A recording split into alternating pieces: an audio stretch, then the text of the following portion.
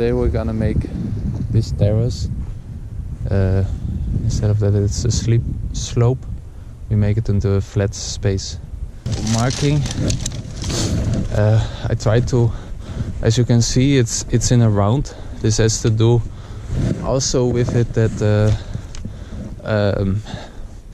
when the sun shines on it, and especially when it is deeper, you will like on the big terrace down, it will store heat inside because of its shape. And so there comes another one here, so you have what they call sun traps. Right, okay.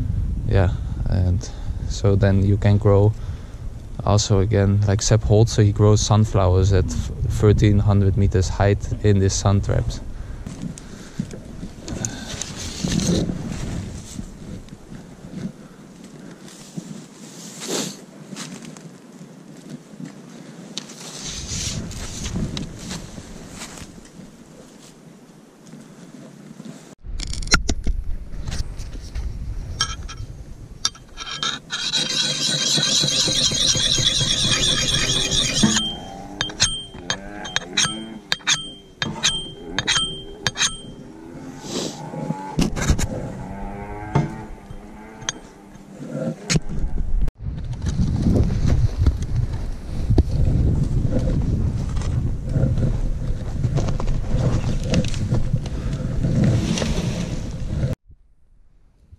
So the terrace looks good, but as you can see there's still a slope to it and it really needs to be flat. But how it has been dug out, it looks very nice. But you can also see it, right, that there's this slope. And any slope, it will just, because at the moment when it will rain, the erosion will just like from up, the nutrition cannot stay on its place, so it will just swim down. And then as this also comes down, it will just like, in the end, just like flush away.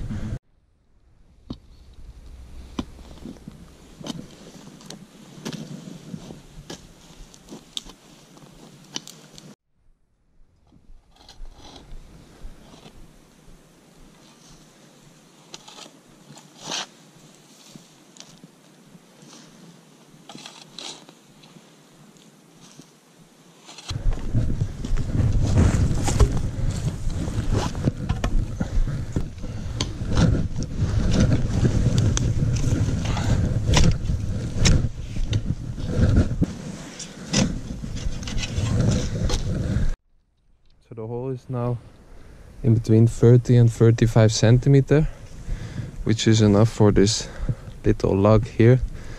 For bigger logs, you can, or higher logs, you can better use 50 centimeter deep at least to make it stable.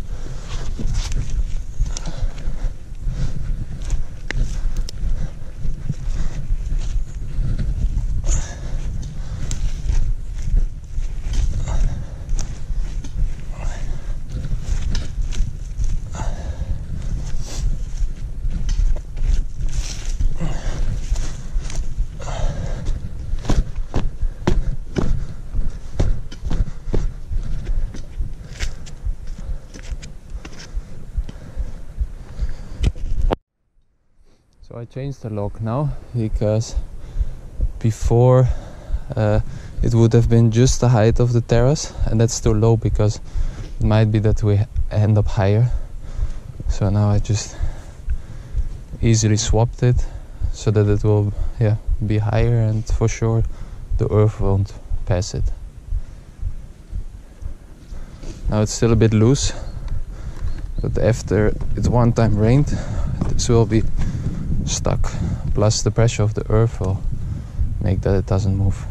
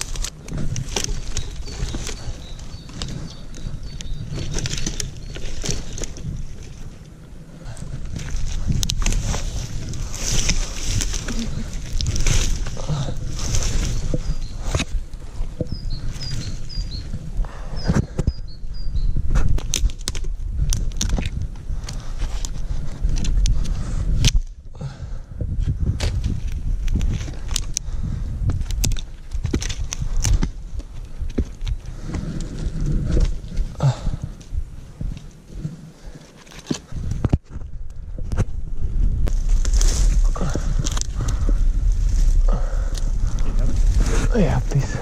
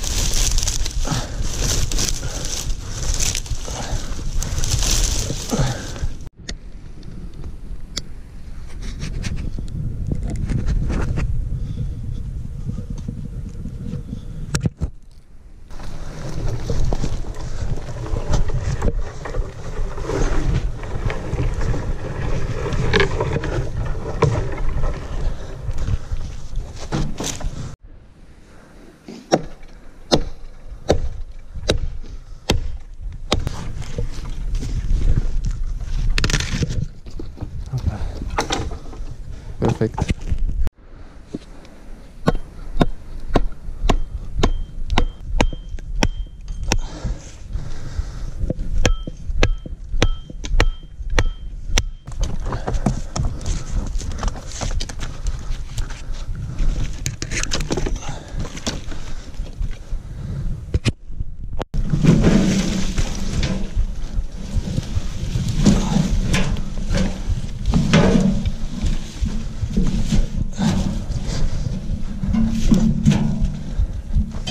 So here we have where this pile of sticks and branches was laying, already very nicely decomposed sticks that already almost start to turn into soil. It smells very good, very earthy. This would be a perfect mulch for the garden, as it is full of nutrients. So as this is the lowest point of the terrace, I made this corner extra high to protect it from any erosion. And now the holes are filled in between the wood, at least more or less. There's a small one, but it doesn't matter so much, and we might fill it up still. So this gets filled now with earth, and possibly even a bit higher than the rest would be, to always guide the water back into the terrace.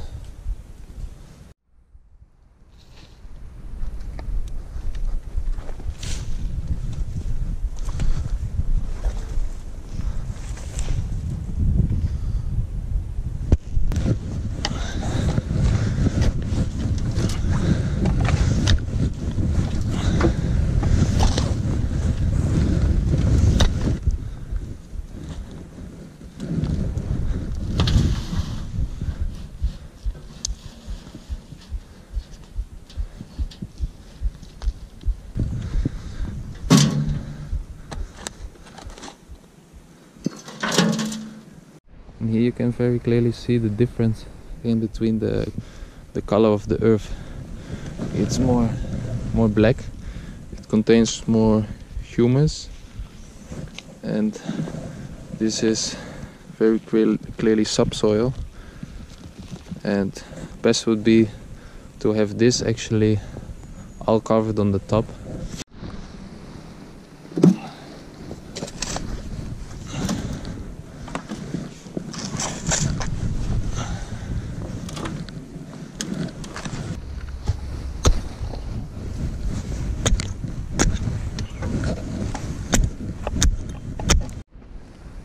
Tomorrow is another day.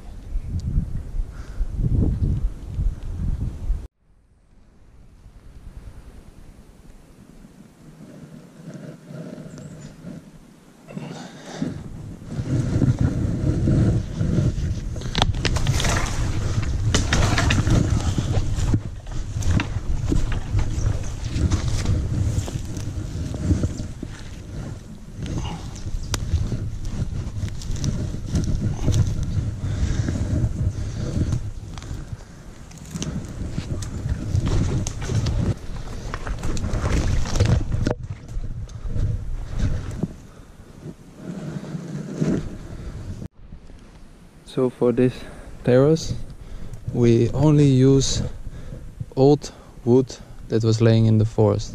There it's leaning against an old tree stump, and there there is even integrated an alive tree, which poses no problems at all for the tree to be there. And it's of course very easy, so I don't have to dig in any poles.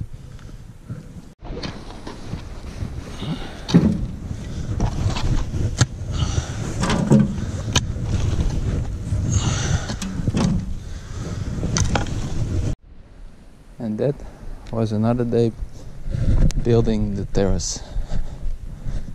This is how it looks today.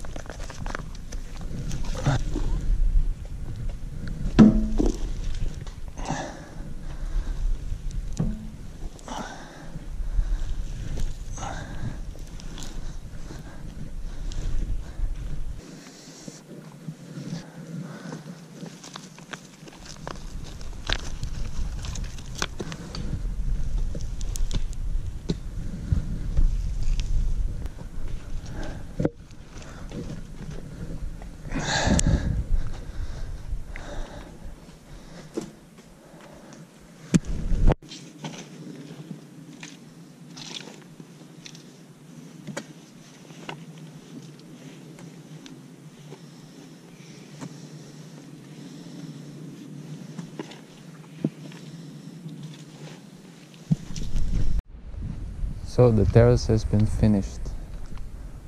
It looks very beautiful. Here with the stones I've built a small wall that we just dug out of here, as you saw before. And we covered the earth that we dug out, we covered with a layer of black earth that comes from the lower point over there. And this is done so that the most active soil will be laying on the top. Here I protect a little ginkgo. Here we made another nice small terrace feature.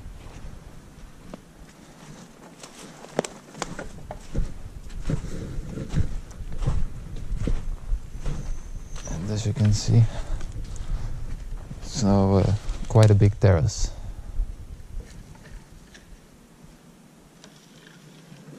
This will be very beneficial to grow in.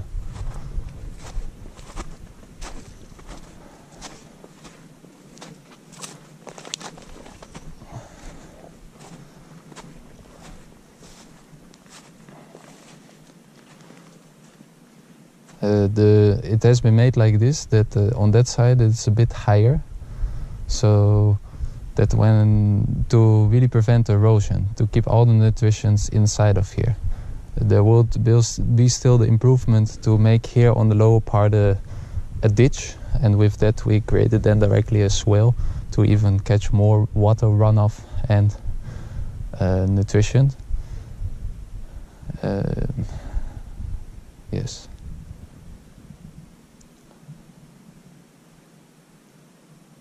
We created our sunny spot. It's a nice woven line. It's a beautiful sight.